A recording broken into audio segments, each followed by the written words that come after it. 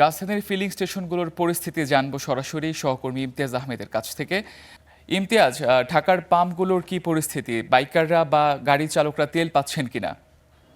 তেল পাচ্ছেন, তবে আসলে সরকার নির্ধারিত যে সীমা নির্ধারণ করে দিয়েছে, মোটরসাইকেলের জন্য হলো 2 লিটার এবং প্রাইভেট কারের জন্য 10 লিটার এবং মাইক্রোবাস কিংবা যে একটু বড় গাড়ি রয়েছে তাদের জন্য 20 লিটার তেলের যে নির্ধারণ করে দিয়েছে, সেটাই কিন্তু তারা আসলে বিভিন্ন ফিলিং স্টেশনগুলোতে দিচ্ছে। তবে এই চিত্রটা কিন্তু বড় যে ফিলিং স্টেশনগুলো রয়েছে সেখানকার। তবে ছোটোখাটো যে ফিলিং স্টেশনগুলো রয়েছে রাজধানীর, সেখানে কিন্তু বেশ কিছু স্টেশন ঘুরে আমরা দেখেছি তারা কিন্তু তাদের যে মজুদ পেট্রোল কিংবা অকটেন রয়েছে সেই মজুদ কিন্তু তাদের শেষ হয়ে গিয়েছে। তবে আমরা এর আগে কিছুক্ষণ আগে আমরা ছিলাম বিজয় সরণির যে ট্রাস্ট ফিলিং স্টেশন, সেখানে আমরা দেখেছি তাদের যথেষ্ট মজুদ রয়েছে এবং এখন এই মুহূর্তে আমি রয়েছি শাহবাগে।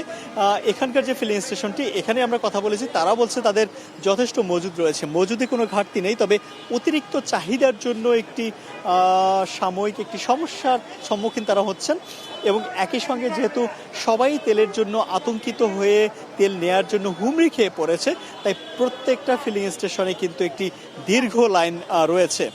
আমরা এখানে যেমনটা দেখতে পেয়েছি, এখানে যে শাহবাগের যে পরিবাগের যে ফিলিং স্টেশনটি রয়েছে, এই লাইন কিন্তু আপনার শাহবাগ পার হয়ে গিয়েছে, গাড়ির যে দীর্ঘ লাইন। আমরা এর আগে যে ট্রাস্টের ফিলিং স্টেশনে ছিলাম বিজয় সরণি, সেখানেও আমরা দেখেছি বিজয় সরণি থেকে সেই গাড়ির লাইন গিয়ে দাঁড়িয়েছে কিন্তু মহাখালী পর্যন্ত, অর্থাৎ 1 থেকে 1.5 কিলোমিটার পর্যন্ত কিন্তু লাইন।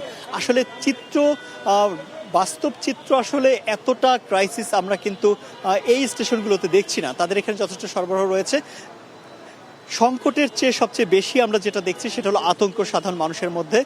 বারবার সরকার পক্ষ থেকে বলা হয়েছে যে আতঙ্কিত না হয়ে প্রয়োজনীয় যতটুকু তেল দরকার ততটুকুই নেওয়ার জন্য, যেহেতু মধ্যপ্রাচ্যে একটি যুদ্ধ অবস্থা তৈরি হয়েছে এবং সরবরাহ ব্যবস্থায় কিছুটা ঘাটতির একটা সংখ্যা তৈরি হয়েছে, সেক্ষেত্রে সবাইকে কিছুটা কৃচ্ছ্রতা সাধন করে এবং আতঙ্কিত না হয়ে তেল সংগ্রহের কথা বলা হয়েছে, কিন্তু সাধারণ মানুষের মধ্যে সেই আশ্বস্তের জায়গাটা আমরা অনেকটাই কম দেখতে পাচ্ছি। তামজিদ, ধন্যবাদ ইমতিয়াজ।